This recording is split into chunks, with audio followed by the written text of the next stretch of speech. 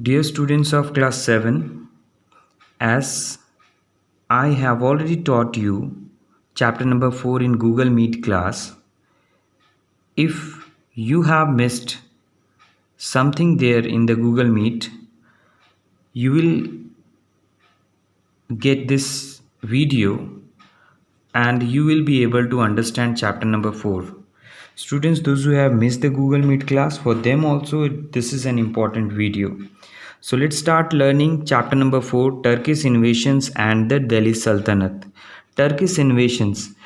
Turk means Turkey is a country in the world. Turkish innovations took place during the medieval period and the Delhi Sultanate. How uh, did the Delhi Sultanate establish in India? We will study here in this chapter. So let's start the first paragraph of this chapter. So I'm just trying to make it little visible for you. Hope you can see. If not, you can take out your book. The medieval period in India began with the invasions of the Turks. When Turks invaded India, the medieval period began. I want to tell you that the medieval period started in India in 8th century and lasted till 18th century. But in European history, medieval period starts from 5th century and lasted till 15th century. By the end of the 9th century CE, the imperial power of the Abbasids Empire began to decline. Abbasids Empire. My dear students, I want to tell you that after Prophet Muhammad, the caliphate caliphates were given the responsibility to spread Islam to all over the world. The third Khalifa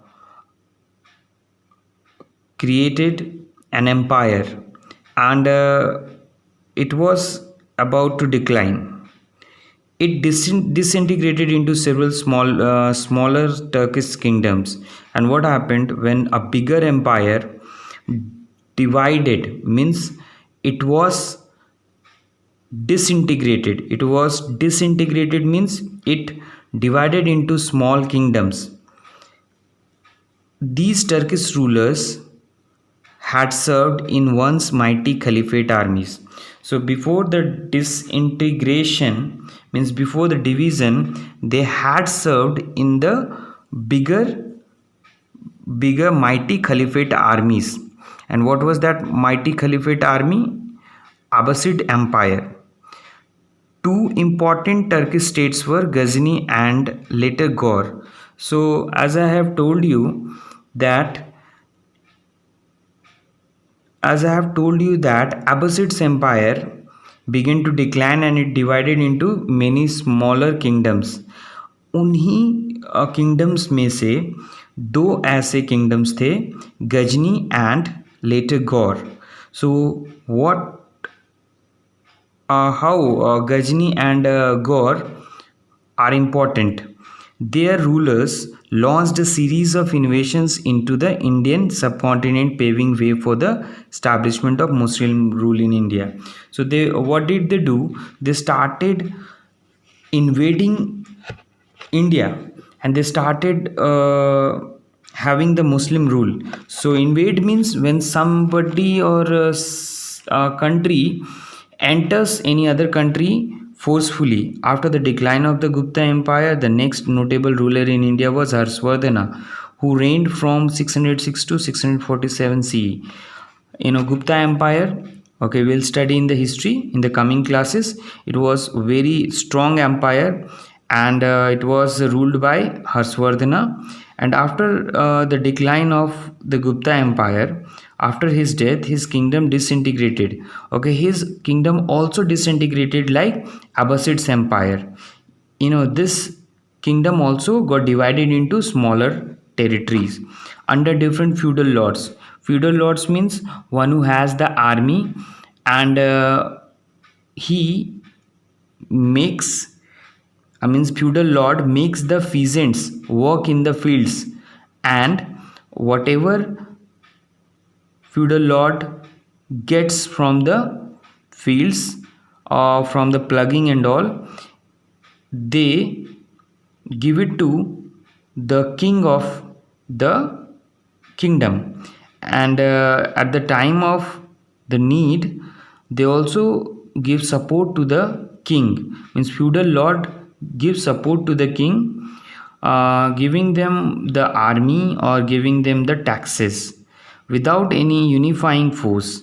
So smaller kingdoms were there after Harshvardhana. Means India was also not united at that time.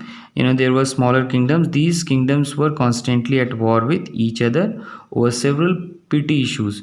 Means for the smaller issues, the smaller kingdoms had fight with each other.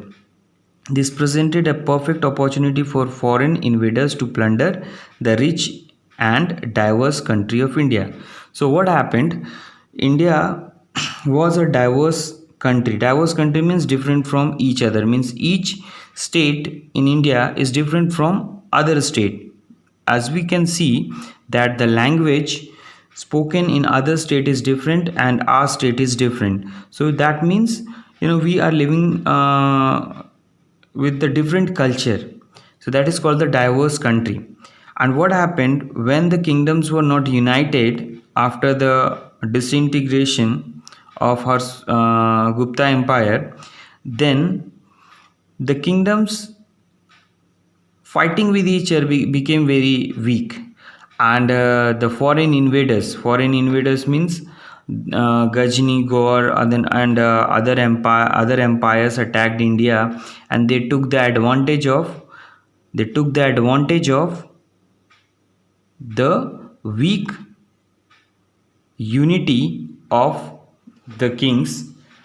And how did Turkish invasions take place in India, and how did they make the most of, or how did they take the advantage of the disunity of the kings? The Turkish invaded, looted, and plundered India repeatedly and established their power in the country. The two most notable invasions were led by the states of Ghazni and Gaur. So Turks invaded and looted. Looted means they took a lot of money from here to their own country, and plundered means they killed people. They looted a lot of wealth from India, a lot of riches from India, and they did it repeatedly, means again and again. The two most notable invasions were Ghazni and Gaur, means two different kingdoms attacked India. And it is very important in history to study, to know that how was the attack, and how why did they invade India. So now we'll talk about Mahmoud of Ghazni. Mahmoud of Ghazni was an ambitious and powerful Turkish Sultan of Ghaznavid dynasty. He was a very powerful ruler of Ghaznavid dynasty. To fulfill his political ambitions, Sultan Mahmud needed money. Means his army was very big, and he wanted to fulfill the requirements of his army, so he needed money. He was attracted by the immense riches. Means immense means a big, large. Riches means wealth in the temples of the North India. He knew that, he was knowing that there is a huge wealth in Indian temples. With the loot from these temples, the Sultan aimed to build a powerful army to expand his territorial kingdom in Central Asia. So as they came to know that there is good wealth there in India, or in Indian temple, so they came and looted India, and they beautified their own kingdom. Means they made their own kingdom very beautiful, and they made their armies very powerful to expand his territorial kingdom. Means they wanted to make their kingdom bigger. North India at that time was divided between various Rajput clans which were in conflict with each other. So North India, we know that we are living in East India, east side. Okay, and Indian map is divided into 4 different directions. So we'll talk about the North India. Delhi is state which comes under North India. And what happens at that time, Rajput clans means the rulers, they were not united, they were in fight with each other. So what happened, Mahmud of Ghazni understood that they can easily defeat the Rajput rulers because they are not united. Students, in the Google Meet class, I have told you that when you are united, you have strength, or when you are divided, you do not have strength. So Mahmud of Ghazni took the advantage of that disunity among the Rajput clans. Taking advantage of this situation, Mahmud invaded India 17 times in the span of just 27 years between 1000 and 1027 CE, and looted its riches. Initially, he faced resistance from King Jaipal and later his son Anandpal. So, students, can you imagine that how much he was having wealth from India? And in just 27 years he attacked 17 times, and it was between 1000 to 1027. Two rulers opposed, means tried to stop him, and he was Jaipal and Anandpal. Battle of Vaihind in 1001. Vaihind, also known as Hind, was the capital of the Hindu Shahi king Jaipal. His vast kingdom extended from modern-day Punjab to Afghanistan. Despite putting up stiff resistance, Mahmud of Ghazni defeated Jaipal and he was forced to pay tribute. Humiliated by the defeat, King Jaipal immolated himself.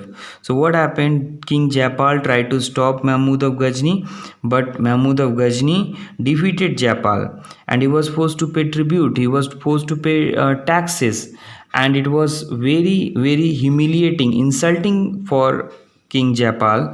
And then what happened? He killed himself, or he burned himself. He could not bear the insult. And then what happened? Battle of Vaihind II took place in 1008. After the death of Jaipal, his son Anandpal was very angry.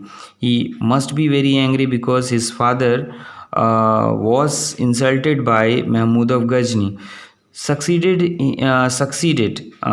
his father Anandpal succeeded Jaipal as a ruler, gaining the support and alliance of several powerful rulers of western and central India. Anandpal tried to defend his kingdom against Mahmud. So what happened? He tried to just stop Mahmud. He tried to protect his kingdom from Mahmud. But what happened after, however, all efforts proved futile. Futile means useless, as Mahmud of Ghazni defeated Anandpal and his allies. And Mahmud Ghazni had a very strong army, and he again defeated Anandpal, son of Jaipal, in second battle of Vaihind. So students, this much you have in this video. In this next video you will be studying later raids, means how many times the other rulers, Turkish rulers, invaded India, and Muhammad of Gaur will study. Till the time, thank you very much, and listen to this video again and again. It will help you to do the question answer. Thank you so much.